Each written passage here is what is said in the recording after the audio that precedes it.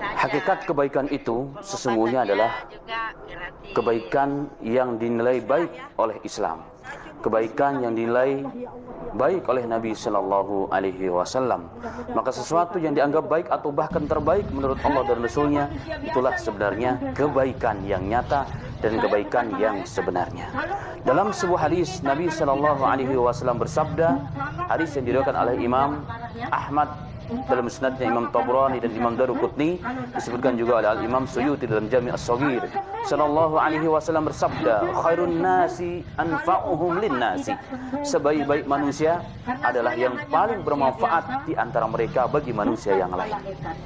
Sebaik-baik manusia menurut Nabi Sallallahu Alaihi Wasallam memang banyak. Di antaranya adalah yang paling membawa manfaat, yang paling memberikan manfaat dan faidah bagi manusia, bagi sesama. Maka dengan hadis ini jelas, manusia dianggap manusia dianggap sebagai orang yang terbaik jikalau dia memberikan manfaat bagi sesama.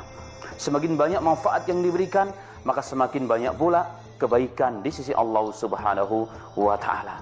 Dengan demikian, maka orang yang kaya tidak ada manfaatnya di sisi Allah jikalau kekayaannya tidak membawa kebaikan bagi masyarakat, bagi agamanya. Seorang pejabat tidak bermanfaat dengan jabatannya, bahkan akan menjadi bala, musibah besar pada hari kiamat jikalau dengan jabatannya tidak memberikan manfaat bagi bangsanya, bagi rakyatnya, dan juga bagi agamanya. Seorang pemuda juga tidak akan memberikan manfaat, tidak dianggap bermanfaat di sisi Allah Subhanahu wa Ta'ala. Dan itulah Nabi Sallallahu Alaihi Wasallam dalam hadis yang sahih juga bersabda, ibtanin khamsa qabla khamsin. Gunakanlah waktu yang 5 sebelum datang yang 5. Satu di antaranya adalah syababak qabla haram, masa mudamu sebelum datang masa tuamu. Gunakan masa muda dan sebaik-baiknya, berikan manfaat yang sebaik-baiknya untuk diri kita, untuk manusia, untuk keluarga, bahkan untuk Islam, untuk agama kita. Seseorang yang hebat tidak dianggap baik menurut Allah jikalau dengan kehebatannya, kepintarannya, kecerdasannya, kemampuannya tidak memberikan manfaat yang banyak dan kebaikan bagi umat manusia. Begitu juga orang yang bahkan orang yang fakir tidak dianggap kefakirannya bermanfaat bagi umat jikalau kefakirannya tidak memberikan manfaat bagi umat dan bagi agama.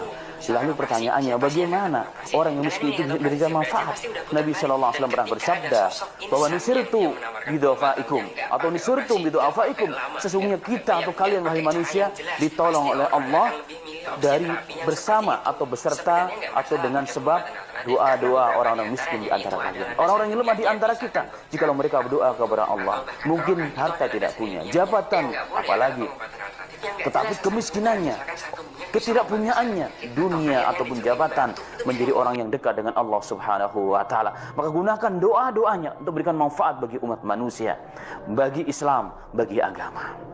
Ma'asyiral muslimin wal muslimat rahimani wa rahimakumullah. Maka dengan demikian nyatalah semakin besar manfaat yang diberikan oleh seorang manusia bagi sesama, maka semakin besar kebaikannya, semakin tinggi kebaikannya di sisi Allah Subhanahu wa Ta'ala. Dengan demikian, manfaat yang terbesar yang akan diberikan oleh manusia kepada manusia yang lain adalah bukan hanya memberikan manfaat yang semu, yang sementara, yang fata morgana di dunia ini, tetapi manfaat yang kekal abadi, yaitu di akhiratnya Allah Subhanahu wa Ta'ala. Dengan itulah para nabi dan rasul diutus oleh Allah Subhanahu wa Ta'ala agar memberikan manfaat yang hakiki, manfaat yang sebenarnya, yaitu menyelamatkan manusia dari azab Allah Subhanahu wa Ta'ala dan memasukkan surga-Nya Allah Subhanahu wa Ta'ala dengan keadilan Allah pada hamba-hambanya. Wafaqana wa iyyakum. Wassalamualaikum warahmatullahi wabarakatuh.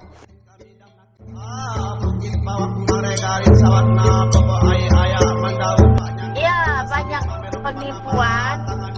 Jangan percaya itu apa daftar uang untuk ketemu Ibu Ida itu udah ada.